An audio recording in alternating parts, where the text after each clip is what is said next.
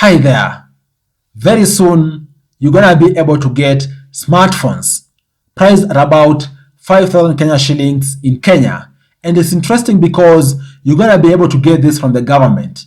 Because I was reading an article whereby the government of Kenya was planning to bring to the market over 1 million smartphones in a span of 2 months. Reason being, there is interesting development out there where the government has advanced talks with different investors for them to be able to support manufacturing of these devices. We're talking about there being revival of the Konza City plan, which actually was to be the main tech hub for the country. Okay, if this comes to fruition, it's gonna mean that we're gonna be at a better place in the country because the end goal is for many Kenyans out there to be able to access these smartphones and them to be able to assist them increase their financial inclusion and even so increase their literacy, because they're going to be able to use these smartphones to assist them obtain different services out there and also increase their literacy. And these, coupled with the government's plan to also increase connection to the fiber optic cable in the country, is going to really assist utility of these smartphones across the country to increase. Because I was reading the UDA manifesto some time back, the plan was for them to increase the fiber optic connection in the country from 9k kilometers, where we were sometime later last year, to upwards of 100,000 kilometers in a span of 10 years. That's how insane it is. And even so, I was reading the government is set to increase already just these years, increase connection of the fiber optic cables by at least 5,000 kilometers. Guys, all this is awesome and good planning by the government of Kenya. That's why I want us to dissect that particular piece of news and even so look at it critically from the perspective of technology and also the country being at a better place with regards to financial fortunes anchored in tech. You are all much welcome to the Money Daily YouTube channel. My name is Afagza Sifuna. By the way, if you are new here, kindly consider subscribing to this channel. Subscribe for you to be getting such awesome insights each and every day, because I'm out here bringing you awesome insights around personal finance, investing, and also technology each and every day. After subscribing, remember drop a like on this video too, so that many more people out there can be able to see this awesome video. And by the way, do you think the government is going to be able to actualize this particular plan? Of course, reading through the different pieces of news out there, it was very clear there isn't any top-ranking official from the ICT ministry who has given a very clear plan with regards to who the partners in this are, and even so, if this is something the government is actually 100% certain is going to achieve. Because the ICT cabinet secretary talked about it, that's why people out there are very excited, and we hope for the best.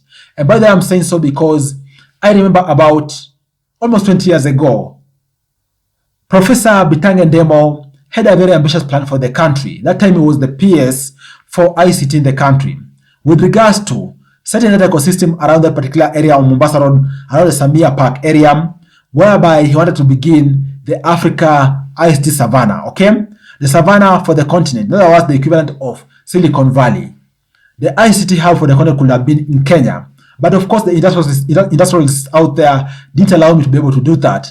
But with this evolution in the Konza City side, I'm talking about us looking at these interesting possibilities, because we're going to talk about all these coming to actualization and also ICT in the country being enhanced. And specifically, all this is also anchored towards driving the youth out there to be able to access jobs. That's why I want to discuss with you 5 key points with regards to what I think the government out there need to do for them to be able to create jobs in specifically the ICT or tech sector in the country. At the base of it is the government investing in research and development. What do I mean? As a country, we have some of the best learning institutions in the country, okay? More so, institutions in the entire continent which are anchoring ICT and also engineering out there. Guys, the government needs to invest in research and development, and at the center of it, we need to have our universities out there. We need to have our research firms out there supported by the government. And I'm saying so because, yes, the government supports these out there because of different fundings. To give you an example, we have the NACOSTI funding, which is the national science and technology funding, and also innovation funding. But we haven't really seen the government pump a lot of money in this because all these are competitive. But of course, we've all seen in the recent times those discussions around even some universities struggling with different funding challenges, government out there reducing financing to universities and so forth. I think at the base of it is government being very deliberate in funding science and technology and research and development out there for us to be able to have very, very solid research with regards to tech matters in the country so that we can be able to advance this agenda. And then secondly, the government needs to have in place supportive laws. What do I mean? We have a good number of different tech companies out there who desire to enter the Kenyan market. But because of maybe hindrances around tax laws, they aren't really able to enter the market and even so trigger that particular chain around development, science and technology and so forth. So the government need to give, for example, tax breaks for different promising ICT companies out there which want to enter the country and actually be able to also have partnerships with different local entities out there to spearhead science and technology. Of course, we all saw at the beginning of the year that particular agreement between Kenya and the US government around taxation, which actually partly was to be able to attract these tech companies out there to invest in Kenya without fear of maybe hefty taxation. But beyond that, the government needs to be very deliberate because we have those awesome tech firms, for example, in the US, others from Europe, others from Asia, you name it.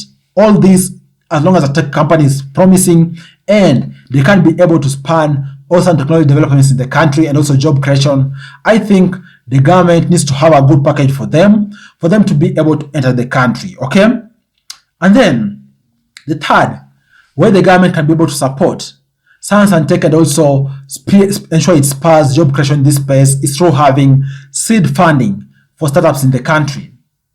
Guys, as a country, we need to have seed funding for tech startups, more so anchored in government. This is going to assist us ensure we streamline this space and also the government to have good visibility with regards to tech developments out there. Of course, as a country, we have different tech incubators out there, but most of the times, all these are actually run by private entities. What if we have very formidable seed funding by government aimed at supporting startups out there so that we can be having incubators on the tech space and also companies which spin off to be able to change this space? And I'm saying so because out here, guys, even the biggest of technology solutions out there, most of the times began as small incubators. And then over time, these small incubators were able to spin off to become big companies. To give you an example, even something like YouTube, when it was sold to Google sometime in 2005, it was a small company. It was just an experiment of people out there who were able to package it together and then it was sold to Google. Of course, even so, it was sold at a very small price. But look right now, what YouTube is doing to the world. YouTube is changing all the user experiences out there and people are able to access it in billions each and every year. That's how insane the power of funding a startup can be. For this startup to be able to realize the bigger objective of a country and actually change a good number of people's fortunes out there. Okay? And then the fourth way, the government can be able to assist spur tech sectors in the country is actually by them being very deliberate in investing in developing skills. Guys, the government can be able to invest in developing skills at staggered levels. We have those skills, for example, formal learning institutions, talk about universities, colleges. We have maybe skills to be developed at TVETs. Even beyond that, we have those abridged skills to be developed out there, for example, by those short-term courses through different schools out there. For example, in Kenya, we have those tech skills people go to upskill on, for example, in schools like, for example, Moringa schools and so forth. Government needs to set up such kind of institutions out there which can be able to assist people out there to be able to develop these unique sets of skills which are useful in the tech sector, which are useful in assisting the country create jobs in this particular space of tech, science and tech, which is very useful. And this is another area the government needs to be very deliberate on beyond formal institution or formal training institutions out there in the country. Have these different satellite kind of institutions out there, satellite places where people can be able to learn the basics of science and technology, the basics of ICT, so that as a country, we can be able to advance in the ICT sector. And then the fifth way, the government can be able to protect this particular sector and even so create employment opportunity for youth in the country in this ICT sector is by the government having in place very deliberate laws with regards to employment portions for Kenyans, more so by those companies entering the country to do business. And I'm saying so because we've all seen different multinationals entering the country.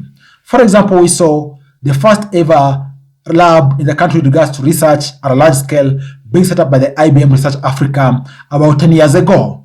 We saw the Microsoft Development Center being set up in Nairobi. We saw the Google Product Development Center being set up in the country and so forth. Through these different institutions out there and also other companies out there, the government needs to have a very clear quota which is actually communicated to all these companies. It is known by the public with regards to what extent these companies need to hire local talent so that we don't have those people hired from outside there to come and work in Kenya, and yet these particular companies are utilizing Kenyan resources. They are based in Kenya and only a few people in Kenya are benefiting. I think that's the fifth way the government can support this sector so that we can be able to create jobs in the science and tech space, more so ICT subsector. What do you all think?